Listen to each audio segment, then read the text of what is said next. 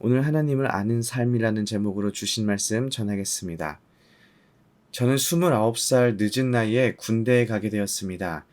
이제 막 20살, 21살 된 어린 친구들에게 존댓말을 써가면서 청소하라고 하면 청소하고, 뛰어가라고 하면 뛰어가고, 뛰어오라고 하면 또 뛰어오는 그런 일들을 하는 것이 여간 쉽지가 않았습니다.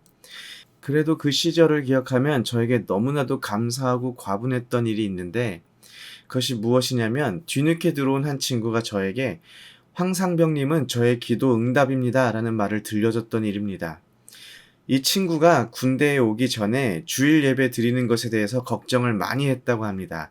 그래서 "하나님, 주일마다 예배 빠지지 않고 잘 드릴 수 있게 해주세요 라는 기도를 정말 많이 했는데, 마침 군대에 와 보니까 다른 사람들보다 계급은 낮지만 나이가 엄청 많은 큰 형님이 한 분 계셨는데, 심지어 그 형님이 교회를 다녔다라는 것입니다. 그 형님이 바로 접니다. 저는 곧 교회를 갈 때마다 그 친구를 데리고 갔고, 제가 그 친구를 교회에 데리고 가서 "늦게 올 거야 라고 말하면 아무도 저에게 또 그 친구에게 뭐라 하는 이가 없었습니다. 그래서 그 친구는 이등병 때부터 눈치 보지 않고 주말이면 항상 교회에 있을 수 있었습니다. 그리고 저에게 제가 바로 그 친구의 기도 응답이라는 말을 들려줬습니다. 그때는 "야, 내가 강원도 인제까지 와서 고생한 게 바로 너란 남자 때문이었구나 라고 농담으로 이야기했지만, 이제까지 들었던 수많은 별명들, 꽃미남이니 교회 오빠니 우윳빛깔이니 하는 그런 별명들보다 훨씬 저의 마음을 울리는 말이었습니다. 오늘 말씀 29절을 보면 여호와의 종 눈의 아들 여호수아가 라고 여호수아를 부릅니다. 여호수아서 1장 1절로 돌아가 보면 여호와의 종 모세라는 표현이 있습니다. 여호와의 종은 오직 모세뿐이었고, 여호와의 종이라는 말은 너무나도 영광스러운 표현이었습니다. 그리고 1장 1절을 보면 여호수아는 모세의 수종자라고 불려집니다.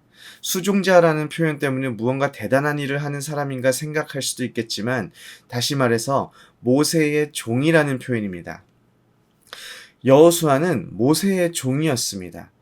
출애굽기에서부터 여호수아서까지 내내 여호수아는 모세의 종이었습니다.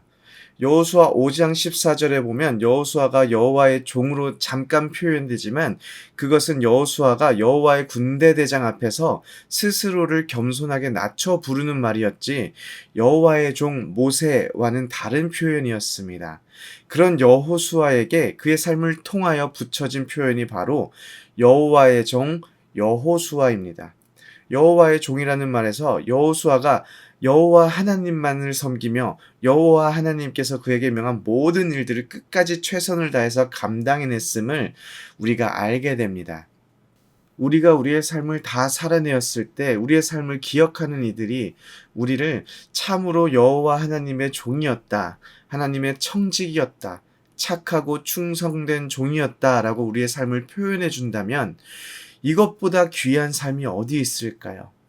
이러한 삶이야말로 선한 싸움을 싸우고 달려갈 길을 마치고 믿음을 지켜내는 삶이 아니겠습니까? 그런데 현실은 착하고 충성된 하나님의 종으로 살아내고 싶지만 매일 넘어지고 또 무너지는 것이 우리의 삶입니다. 그렇다면 어떻게 우리가 하나님 앞에서 충성된 종으로 하나님만 섬기며 살아갈 수가 있을까요? 그 비결을 오늘 말씀 31절에서 찾아보기 원합니다. 31절을 보면 이스라엘이 여호수아가 사는 날 동안과 여호수아 뒤에 생존한 장로들, 곧 여호와께서 이스라엘을 위하여 행하신 모든 일을 아는 자들이 사는 날 동안 여호와를 섬겼더라 라고 기록하고 있습니다. 31절을 보면 설명해 주지 않아도 직감적으로 알 수 있게 되는 것이 하나 있습니다. 여호와께서 이스라엘을 위하여 행하신 모든 일을 알지 못하는 자들이 있었다라는 것과, 그들은 여호와 하나님을 섬기지 않았다라는 것입니다. 하나님을 아는 자들이 하나님을 섬기게 됩니다. 하나님을 안다고 말할 때에는 두 가지가 있습니다. 하나님에 대해서 아는 것과 하나님을 아는 것입니다. 간혹 가다가 제가 모르는 분이 저를 안다고 할 때가 있습니다. 저는 이런 분들 성함도 모르고 전혀 만나본 적도 없고, 길 가다가 마주치면 분명히 그냥 지나갈 것인데 저를 어떻게 알지 생각할 수밖에 없습니다. 그래서 어떻게 저를 아시나요? 라고 물어보면 저에 대해서 많이 들었다고 말씀하십니다. 그럼 속으로 무엇을 들은 것이지? 나쁜 말을 들었나? 좋은 말을 들었나? 저는 긴장하게 됩니다. 저에 대해서 설명하신 분이 저를 좋게 본 분이라면 아마 좋은 말을 했을 것이고, 좋지 않게 보신 분이라면 아마 반대되는 말을 하셨겠죠. 그래서 사실 이분은 저에 대해서 이야기를 들은 분이지 저를 잘 알고 계시는 분이 아닙니다. 그에 비해서 저와 함께 먹고 자고 하는 저의 가족들은 저를 잘 알고 있습니다. 제가 좋아하는 것, 싫어하는 것, 심지어 저의 얼굴 표정을 보고 제가 기분이 좋은지 좋지 않은지 잘 알고 있습니다.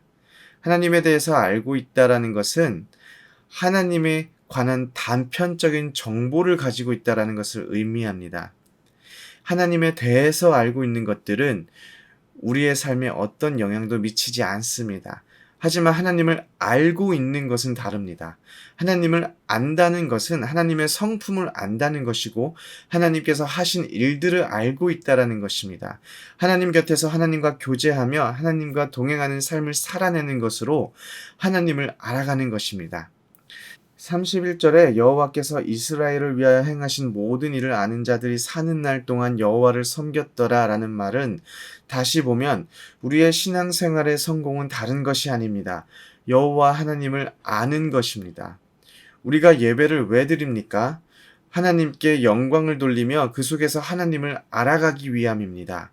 우리가 왜 교회에서 봉사를 합니까? 교회를 섬기는 것을 통하여 그 속에서 하나님을 알아가는 것입니다. 왜 사랑하기 힘든 사람들, 사랑할 수 없는 사람들을 꾹 참아가며 사랑하고 축복해야 합니까? 죽어야 하는 원수를 사랑하여 자신을 내어주기까지 하신 하나님을 알아가기 위함입니다. 시편 34편 8절을 보면 너희는 여호와의 선하심을 맛보아 알지어다 라고 고백합니다. 여호와의 선하심을 알라고 말하는데 어떻게 알라고 말하고 있습니까? 바로 맛보아서 알라고 말합니다. 즉 여호와 하나님의 선하심을 경험하고 여호와 하나님의 선하심을 누리는 것을 통해서 알라고 말하는 것입니다.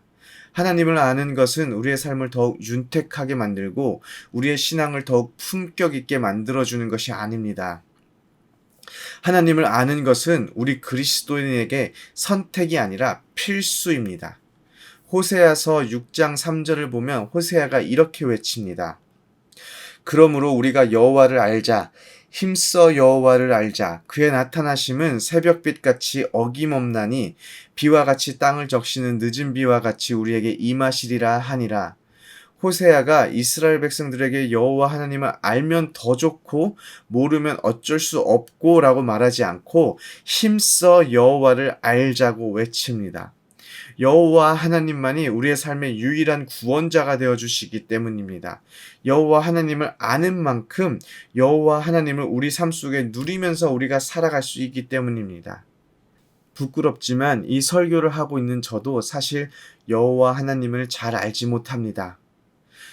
전도사 잘못 뽑았다고 생각하시는 분이 없으시겠죠. 하나님께서 보여주시는 만큼 제가 하나님을 알 수 있습니다. 저도 하나님을 여전히 알아가고 있습니다. 제가 저의 짧은 삶을 통하여 이제까지 알고 있는 하나님은 선하신 하나님입니다. 그리고 하나님은 선하신 하나님이라는 사실을 알기 때문에 하나님을 섬길 수밖에 없습니다. 저는 말씀을 듣는 모든 성도님들이 하나님을 알아가는 삶을 살아내시기를 소원합니다. 하나님에 대해서 알고 있는 삶은 힘이 없습니다. 넘어질 수밖에 없습니다. 하나님을 떠나갈 수밖에 없습니다. 하지만 하나님을 알고 있는 삶은 다릅니다. 매일매일 하나님을 경험하고 동행함으로 힘써 하나님을 알아가는 모든 성도님들이 되시기를 소원합니다. 아멘.